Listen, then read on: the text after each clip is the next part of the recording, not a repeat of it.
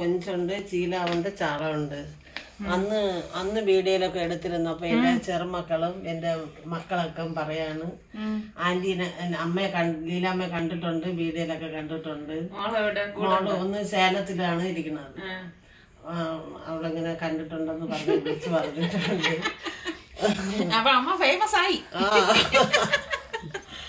ഞാൻ ഇവിടെ കൊഞ്ചും ചാളയാണ് വാങ്ങിയത്. അപ്പം ആ ഫ്രണ്ടിൽ കാണുന്ന നീണ്ട മീനില്ലേ, നമ്മളിവിടെ ചീലാവെന്ന് പറയും. നിങ്ങൾ എന്ത് പേര് പറയും? ഞാൻ ഗൾഫിലായിരുന്ന സമയത്ത് നമ്മൾ ഈ ശീലാവ് ഇടയ്ക്കൊക്കെ വാങ്ങിക്കാറുണ്ടായിരുന്നു. അപ്പം ഇവിടെ മീൻകാരൊക്കെ രാവിലെ തന്നെ ഇതുപോലെ വരും കേട്ടോ, വണ്ടികളിൽ വരുന്നവരുണ്ട്. അപ്പം അതുകൊണ്ട് തന്നെ നമുക്ക് ജോലി എളുപ്പമാണ്. രാവിലെ മീൻ വാങ്ങിക്കഴിഞ്ഞാൽ വൃത്തിയാക്കൽ പണിയൊക്കെ അപ്പോഴത്തന്നെ കഴിയും. ഇതിപ്പോൾ ഇവർ വൃത്തിയാക്കി തന്നെങ്കിലും എനിക്ക് നല്ലൊരു പണിയുണ്ട്. അതിൻ്റെ നടുവിലെ അഴുക്കെല്ലാം ഇനി കളഞ്ഞ് ക്ലീൻ ചെയ്തെടുക്കണം. അപ്പം ഈ ഒരു മസാലക്കൂട്ടം എന്ന് പറഞ്ഞാൽ ഞാൻ ഇതിനു മുൻപ് ചിക്കൻ ഷവായ ഉണ്ടാക്കിയില്ലേ, അപ്പോൾ അതിൻ്റെ മസാലക്കൂട്ടാണ് കേട്ടോ. അപ്പം ഞാൻ അതിൻ്റെ ലിങ്ക് പിൻഡ് കമൻ്റായിട്ട് ഇടാം. അപ്പം നിങ്ങൾക്ക് നോക്കിക്കഴിഞ്ഞാൽ ഈ മസാല കൂട്ട് അതിലുണ്ട്. അപ്പം ഞാൻ ഇതാ കൊഞ്ചിൽ മസാലയൊക്കെ പെരട്ടി മാറ്റി വെച്ചിട്ടുണ്ട്. പിന്നെ ഇതാ മത്തി പൊരിക്കാൻ വേണ്ടി എടുത്തിരിക്കുകയാണ് കേട്ടോ. എനിക്ക് എത്ര മീനുണ്ടെങ്കിലും എനിക്ക് ഈ മത്തിയോടാണ് എനിക്ക് പ്രിയം കേട്ടോ. എനിക്ക് ഭയങ്കര ഇഷ്ടമാണ് ഇങ്ങനെ മത്തി പൊരിച്ചത്. അപ്പം ഞാനിതിൽ മുളക് പൊടി, മഞ്ഞൾപ്പൊടി, ഉലുവാപ്പൊടി, ഉപ്പ്, അതുപോലെ വെളിച്ചെണ്ണ, പല രീതിയിൽ മസാലപ്പൊടികൾ ചേർത്തിട്ടാണ് ഇതുപോലെ മിക്സ് ചെയ്തിട്ട് പൊരിച്ചെടുക്കണത്. ഇതിപ്പോൾ ഞാൻ വെള്ളമല്ല ചേർത്തിരിക്കണ, വെളിച്ചെണ്ണയാണ് കേട്ടോ. അപ്പം ഇതിലൊക്കെ ഉണ്ടാക്കിയെടുക്കുമ്പോൾ ഒരു പ്രത്യേക ടേസ്റ്റ് തന്നെയാണ്. അപ്പം ഈ ഞാനിങ്ങനെയാണെന്ന് വെച്ചാൽ രാവിലെ ഞാൻ മസാല ഇതുപോലെ പുരട്ടിയിട്ട് ഞാൻ ജസ്റ്റ് ഒന്ന് ഫ്രിഡ്ജിലേക്ക് അങ്ങ് മാറ്റി വെക്കും, പുറത്ത് വെക്കത്തില്ല കേട്ടോ. എന്നിട്ട് പൊരിക്കണ സമയത്ത് ഊണ് കഴിക്കുന്നതിന് തൊട്ട് മുൻപ് മാത്രമേ പൊരിച്ചെടുക്കൂ. ഇന്നിപ്പം നാടൻ കറികൾ ഉണ്ടാക്കാമെന്നാണ് ഞാൻ വിചാരിക്കുന്നത്. കാരണം നമ്മളുടെ കയ്യിലുള്ള നാടൻ കേട്ടോ. അപ്പോൾ ഇവിടെ ഞാൻ ചേനത്തണ്ട് നിൽക്കുന്നത് കണ്ടിട്ടുണ്ടായിരുന്നു. അപ്പോൾ ഞാൻ ആ ചേനത്തണ്ട് നമ്മൾ നട്ടതൊന്നുമല്ല, അത് തന്നെ കിളിച്ച് വന്നതാണ് കേട്ടോ. അപ്പം ആ 2 തണ്ട് ഞാൻ കട്ട് ചെയ്തെടുക്കുകയാണ്. നമ്മൾ പലരും നിസ്സാരക്കാരനായിട്ട് കരുതും, പക്ഷേ അതൊന്നും അത്ര നിസ്സാരക്കാരായിട്ടുള്ള ആൾക്കാരല്ല എന്ന് നമ്മൾ ആദ്യം വിശ്വസിക്കണം. കാരണം ഒരുപാട് ഗുണങ്ങൾ അടങ്ങിയ ഒന്നാണ് ഈ ചേനത്തണ്ടെന്ന് പറയുന്നത്. ഞാൻ ഇടയ്ക്ക് കോവയ്ക്ക ഉണ്ടോ എന്ന് നോക്കുകയാണ്, ഒരൊറ്റ കോവയ്ക്ക ഇല്ല കേട്ടോ. ഇത് നമ്മുടെ സുൽത്താനൊക്കെ അന്ന് വലിച്ചു കിട്ടിയതാണ്. അപ്പം ഞാൻ സർക്കാർ തോന്നി എനിക്ക് അവിടെ നിന്ന് ഒരു പപ്പായ പറിച്ചു തരാനായിട്ട്, പച്ച പപ്പായയില്ലേ. അപ്പം ഇതൊക്കെ മനസ്സിൽ കണക്ക് കൂട്ടിയാണ് ഞാൻ ഇങ്ങോട്ടേക്ക് വന്നത്. അപ്പം ഞാൻ എന്ത് കറി ഉണ്ടാക്കുമ്പോഴും എൻ്റെ മനസ്സിൽ രാവിലെ ഒരു കണക്കൂട്ടലുകൾ ഉണ്ടാവും കേട്ടോ. രാവിലെ ഇതായിരിക്കണം, ഉച്ചയ്ക്ക് ഇന്ന കറിയായിരിക്കണം, വൈകുന്നേരം ഇതായിരിക്കണം. അങ്ങനെ കണക്ക് കൂട്ടി വയ്ക്കുമ്പോൾ ഉള്ളൊരു ഗുണം എന്തെന്ന് വെച്ചാൽ പിന്നെ നമുക്ക് അവിടെ ചെന്ന് നിന്ന് ആലോചിക്കേണ്ട കാര്യമില്ല. അപ്പോൾ മനസ്സിൽ തന്നെ നമുക്കൊരു കാൽക്കുലേഷൻ ഉണ്ടാവും. അപ്പോൾ ഒരെണ്ണം പഴുത്തത് വവ്വാലൊക്കെ കടിച്ച് പോയി, അപ്പോൾ പച്ചതായി ഒരെണ്ണം മതിയാവും എനിക്ക്. ഇത് വെച്ചിട്ടാണ് ഞാൻ ഇന്ന് നല്ല നാടൻ കറി ഉണ്ടാക്കാമെന്ന് വിചാരിക്കുന്നത്. അപ്പോൾ ഈ ചേനത്തണ്ടിൻ്റെ കാര്യം പറയുകയാണെങ്കിൽ നമ്മൾ കീര, അതുപോലെ തന്നെ ക്യാരറ്റ്, കുക്കുംബർ, സെലറി ഇതൊക്കെ ഉപയോഗിക്കുന്നതിനേക്കാൾ ഏറെ ഒരുപാട് ന്യൂട്രീഷ്യസ് അടങ്ങിയ ഒരു സംഭവമാണ് ഈ ചേനത്തണ്ടെന്ന് പറയുന്നത്. നമ്മൾ പറമ്പിലൊക്കെ വെറുതെ കളയണ സാധനമാണ്. അപ്പം അതിനെ എടുത്തിട്ട് നമ്മൾ കറിയാക്കി പിള്ളേർക്കൊക്കെ കൊടുക്കുകയാണെങ്കിലുണ്ടല്ലോ, കാഴ്ചശക്തിക്കൊക്കെ വളരെ നല്ലതാണ്. പിന്നെ എനിക്ക് തോന്നുന്നു ഈ വയലറ്റ് ചേനത്തണ്ടുണ്ട് കേട്ടോ. അത് പക്ഷെ നമ്മളെ ഇവിടെ ഇല്ല, നമ്മളുടെ കയ്യിലില്ല. അപ്പം നിങ്ങളുടെ കയ്യിലൊക്കെ വയലറ്റ് ചേനത്തണ്ടൊക്കെ ഉണ്ടെങ്കിൽ അതാണ് ഇതിനേക്കാളേറെ ഗുണം എന്നാണ് പറയണത്. അപ്പം ഉള്ളവരൊക്കെ ഒന്ന് കമൻറ്റ് ചെയ്യട്ടെ, നിങ്ങളുടെ എത്ര പേരുടെ വീട്ടിൽ ഈ വയലറ്റ് ചേനത്തണ്ടൊക്കെ ഉണ്ടെന്ന്. എൻ്റെ ഒരു കാര്യം എടുക്കുകയാണെങ്കിൽ നമ്മളുടെ വീഡിയോസ് കാണുന്ന പ്രേക്ഷകർ മിക്കവാറും എൻ്റെ ആ ഒരു, അതായത് നമ്മളുടെ രീതിയോട് ഇഷ്ടപ്പെടുന്നവരാണ് നമ്മളുടെ വീഡിയോസ് കാണുന്നവരിൽ കൂടുതലും. അപ്പം അതുകൊണ്ട് തന്നെ ഞാൻ നമ്മളുടെ വീട്ടിൽ എന്താണോ തയ്യാറാക്കുന്നത് അത് തന്നെയാണ് നിങ്ങളിലേക്ക് എത്തിക്കുന്നത്. അല്ലാതെ ഇപ്പം ഞാൻ വീഡിയോയ്ക്ക് വേണ്ടിയിട്ട് അങ്ങനെ ഒരു പ്രിപ്പറേഷൻ ചെയ്തിട്ടല്ല വീഡിയോസ് കാണിക്കണം. അതായത് അങ്ങനെ ഒരു പ്രസൻറ്റ് ചെയ്യുന്ന രീതിയിലൊന്നുമല്ല കാണിക്കുന്നത്. അതുകൊണ്ടാണ് എനിക്ക് തോന്നുന്നു എല്ലാവർക്കും ഉണ്ടാക്കണമല്ലോ. ഇപ്പം പണ്ടൊക്കെ ഞാൻ ആ ഒരു രീതിയിൽ കാണിച്ചിട്ടുണ്ടായിരുന്നു കേട്ടോ. പക്ഷെ പിന്നെ എനിക്ക് മനസ്സിലായി നമുക്ക് എല്ലാവർക്കും ഉണ്ടാക്കുന്ന രീതിയിലെ ഫുഡ് വേണ്ടേ നമ്മൾ കാണിക്കാൻ, എങ്കിലല്ലേ എല്ലാവർക്കും അതൊക്കെ ട്രൈ ചെയ്യാൻ പറ്റത്തുള്ളൂ. അപ്പോൾ അതുകൊണ്ടാണ് കൂടുതലും എൻ്റെ റെസിപ്പികളിൽ ഇങ്ങനെയുള്ള വിഭവങ്ങളൊക്കെ ഉൾപ്പെടുത്തുന്നത് കേട്ടോ. അപ്പം നിങ്ങളും അത് ട്രൈ ചെയ്യുന്നുണ്ട്, ട്രൈ ചെയ്ത ശേഷം എനിക്ക് ഫീഡ്ബാക്ക് തരുന്നുണ്ട്. അപ്പം എനിക്കത് ഭയങ്കര സന്തോഷമാണ്. പിന്നെ ഈ അടുത്ത് ഞാൻ എപ്പോഴും പറയും, നിങ്ങൾ കമൻസ് എഴുതുമ്പോൾ നിങ്ങളുടെ സ്ഥലം കൂടി എഴുതണമെന്ന്. അതെനിക്ക് ഒരുപാട് സന്തോഷമുണ്ട്. ഞാൻ 2-3 വീഡിയോയിൽ അത് പറയുന്നുണ്ട്. കാര്യം എന്താണെന്ന് വെച്ചാൽ, നിങ്ങളുടെ സ്ഥലം പറയുമ്പോൾ ഇപ്പോൾ നിങ്ങളിനി എന്നെ എവിടെയെങ്കിലും വെച്ച് കണ്ടുവന്ന് പറഞ്ഞ് സ്ഥലം കൂടി പറയുമ്പോൾ എനിക്ക് പെട്ടെന്ന് അത് ഓർമ്മ വരും കേട്ടോ. അത് സ്ഥലം കൂടി എഴുതിയപ്പോൾ എനിക്ക് ഒത്തിരി സന്തോഷമായി. കാരണം എന്ന് പറഞ്ഞാൽ നിങ്ങളൊക്കെ ഇവിടെ ഉള്ളവരാണെന്നും കൂടി എനിക്ക് മനസ്സിലാക്കാൻ സാധിക്കുന്നുണ്ട് കേട്ടോ.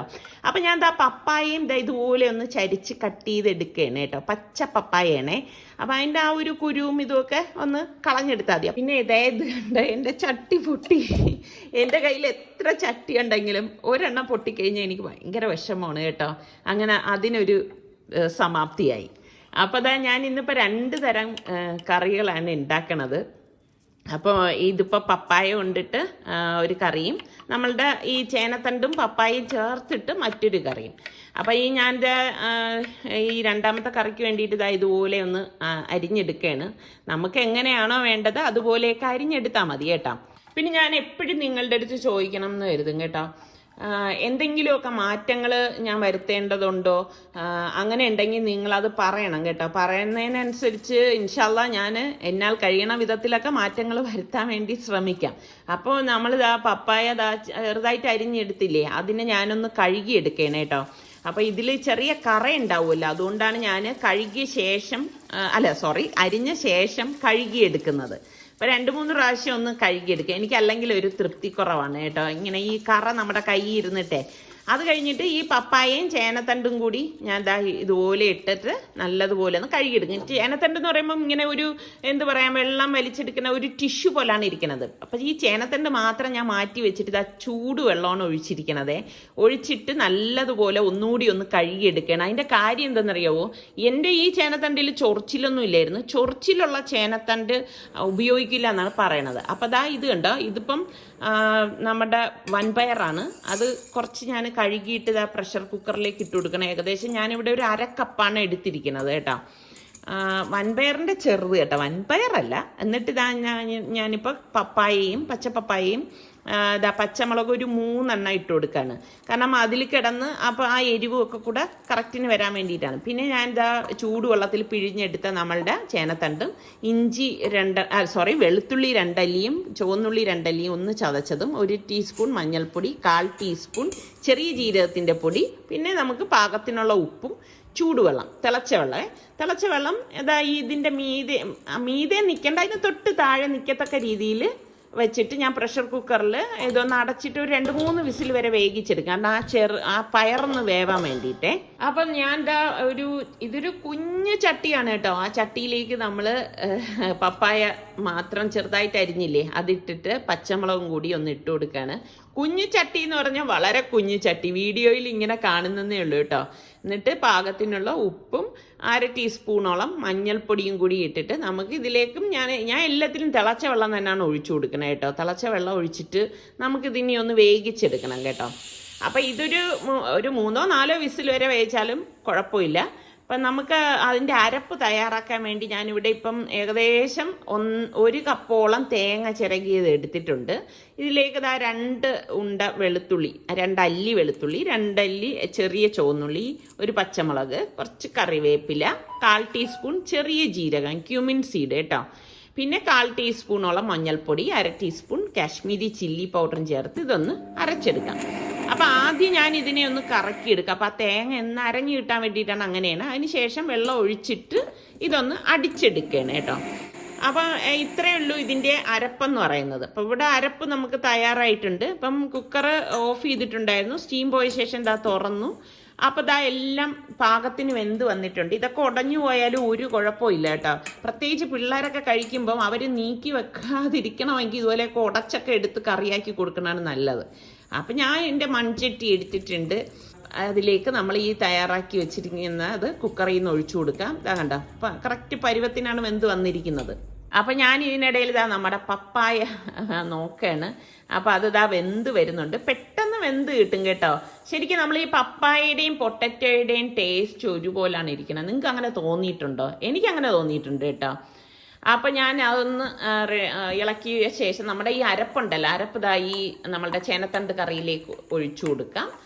ഇതുപോലെ ഒഴിച്ചു കൊടുത്ത ശേഷം നല്ലതുപോലെ ഒന്ന് ഇളക്കി കൊടുക്കണം. അപ്പോൾ ഇങ്ങനെ ഇളക്കിയ ശേഷം മാത്രം നിങ്ങൾക്ക് വെള്ളം ആവശ്യമാണെങ്കിൽ ആവശ്യത്തിനനുസരിച്ച് ഇതുപോലെ ഒന്ന് ഒഴിച്ചു കൊടുത്താൽ മതി കേട്ടോ.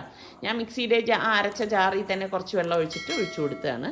അപ്പോൾ എനിക്ക് ഇച്ചിരി ഉപ്പിൻ്റെ കുറവ് തോന്നി. അപ്പോൾ കുറച്ചുകൂടെ ഉപ്പ് ഞാൻ ഇട്ട് കൊടുത്തിട്ട് നന്നായിട്ടൊന്ന് ഇളക്കി കൊടുക്കും. അപ്പോൾ പപ്പായയ്ക്ക് വേണ്ടിയിട്ട് ഞാനിവിടെ 1/2 കപ്പ് തേങ്ങയും 2 വെളുത്തുള്ളി അല്ലി, 1 ചുവന്നുള്ളി, 1 പച്ചമുളക്, കുറച്ച് കറിവേപ്പില, പിന്നെ നമുക്ക് ഇതിലേക്ക് വേണ്ടിയിട്ട് 1/2 ടീസ്പൂണോളം ചെറിയ ജീരകം, 1/2 ടീസ്പൂൺ മഞ്ഞൾപ്പൊടിയും പാകത്തിനുള്ള ഉപ്പും കൂടി ഇട്ടിട്ട് ഞാനൊന്ന് കറക്കി എടുക്കുകയാണ് ചെയ്യണത്. അപ്പം നിങ്ങൾക്ക് പപ്പായ കൊണ്ട് എന്ത് തരം വിഭവം ഉണ്ടാക്കാനാണ് ഇഷ്ടം എന്നുകൂടി പറയണം കേട്ടോ.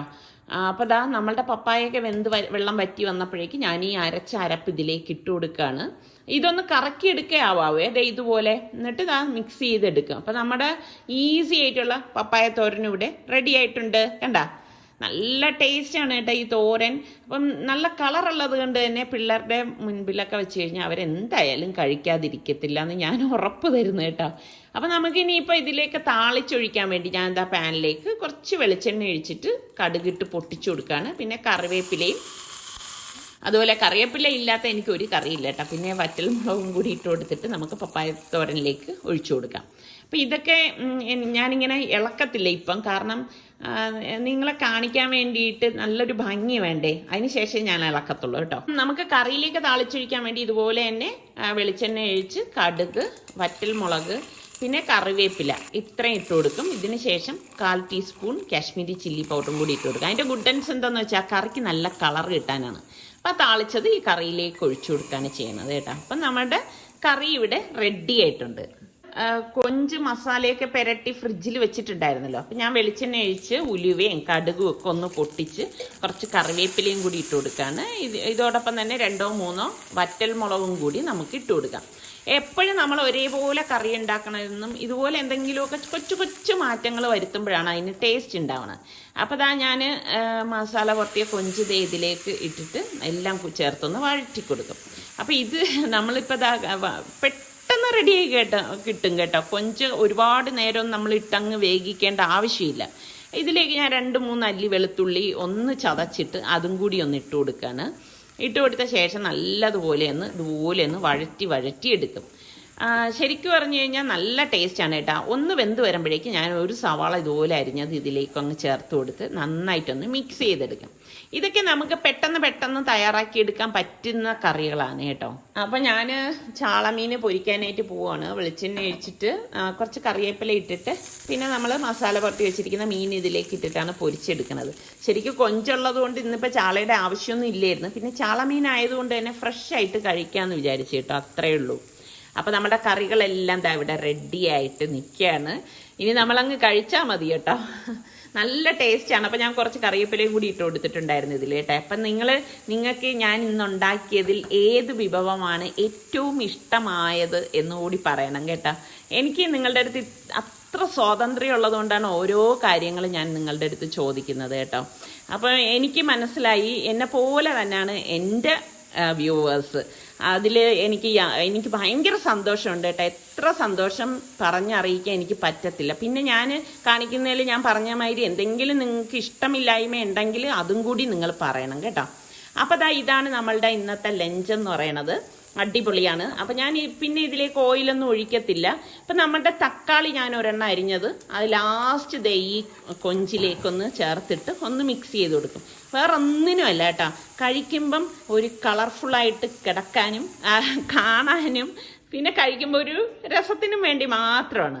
അപ്പോൾ ഇന്നത്തെ നമ്മളുടെ ഈ ലഞ്ച് വ്ളോഗ് നിങ്ങൾക്ക് എല്ലാവർക്കും ഇഷ്ടമായെന്ന് വിശ്വസിക്കുന്നു. ഈ കറി ഇങ്ങനെ ഇളക്കിയെടുത്ത് ചൂടോടുകൂടി ആ ചോറിലേക്ക് ഒഴിച്ച് വിരവി കഴിക്കണ ആ ഒരു ടേസ്റ്റ് ഉണ്ടല്ലോ. ശരിക്കും പറഞ്ഞാൽ ഈ ഒരു കറി മാത്രം മതി ചോറുണ്ണാൻ. ഒരു പറ ചോറുണ്ണാൻ എന്ന് പറയുന്നതായിരിക്കും ശരി. ഒരു പറയുന്ന ഉണ്ണണ്ട കേട്ടോ, കുറച്ചുണ്ടാതി.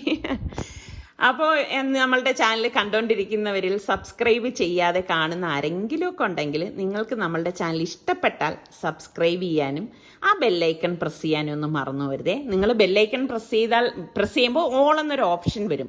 അതും കൂടി പ്രസ് ചെയ്താലേ ഞാൻ വീഡിയോസൊക്കെ പോസ്റ്റ് ചെയ്യുമ്പോൾ നിങ്ങൾക്ക് നോട്ടിഫിക്കേഷൻ കിട്ടുകയുള്ളൂ. അതുപോലെ തന്നെ ലൈക്ക് ചെയ്യാനും ഷെയർ ചെയ്യാനും സ്ഥലം ഉൾപ്പെടെ കമൻറ്റ് ചെയ്യാനും മറന്നു വരുതേ. അപ്പോൾ നമുക്കിനി അടുത്ത് നല്ല റെസിപ്പിയോ വ്ളോഗോ ഇട്ടൊക്കെ വരുന്നത് വരെ എല്ലാവർക്കും ബൈ. നമ്മുടെ ഈ ചെമ്മീനും നല്ല മുരുമുരാന്ന് മൊരിഞ്ഞ ഈ ചാള പൊരിച്ചത്, ആ കറിവേപ്പിലൊക്കെ ഇട്ട് അതിൻ്റെ ആ ഒരു ടേസ്റ്റും, പിന്നെ അതുപോലെ നമ്മുടെ ആ പപ്പായ തോരനും ഒക്കെ കൂട്ടിയിട്ട് ഇങ്ങനെ കുഴച്ചെടുക്കണം. ശരിക്കും പറഞ്ഞു കഴിഞ്ഞാൽ ചൂട് കാരണം എനിക്ക് അത്ര അങ്ങോട്ട് കുഴയ്ക്കാൻ സാധിക്കുന്നില്ല കേട്ടോ. ഇങ്ങനെ കുഴച്ചെടുത്ത് ആ ചൂടോടുകൂടി വായിലേക്ക് വെക്കുമ്പോൾ ആ ഒരു ടേസ്റ്റ് ഉണ്ടല്ലോ, പറഞ്ഞറിയിക്കാൻ പറ്റില്ല.